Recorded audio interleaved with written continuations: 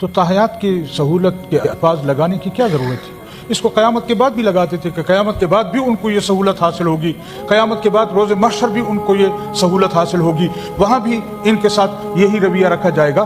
تو آپ کے قلم میں کوئی پابندی تو نہیں تھی؟ کیوں اس طرح متنازع بنا رہے ہیں آئین کو؟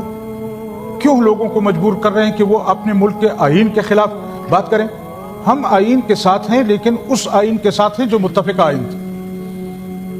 ہم اس آئین کے ساتھ ہیں جو جرنیلوں کا بنایا ہوا آئین نہیں ہے، جو سیاسی جماعتوں کا بنایا ہوا آئین ہے۔ آج جو ترامیم ہو رہی ہیں یہ جرنیلوں کی طرف سے ہو رہی ہیں، ان کو سہولتیں دینے کے لیے۔ اب مارشاء اللہ کی ضرورت نہیں ہوگی، اب ان لوگوں کو سروں پر بٹھا دیا گیا ہے۔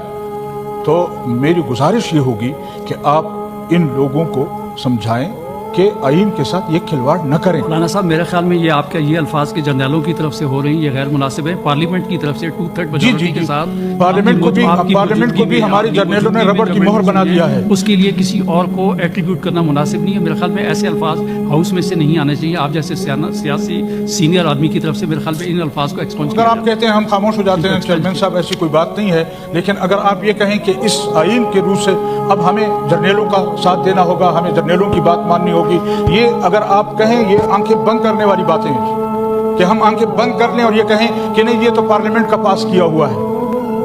ہمیں پتہ ہے کہ کس طرح پاس کرایا گیا ہے، ہمیں پتہ ہے کہ یہاں سے کن کن لوگوں کو منع کیا گیا کہ اپنے اجلاس میں نہیں آنا، ہمیں پتہ ہے کہ کس طرح تم نے پارلیمنٹ کے ممبران کو ایک طرف کر کے یہاں پر اس آئین کو پاس کرانے کی کوشش کی جا رہی ہے۔ عجیب بات ہے۔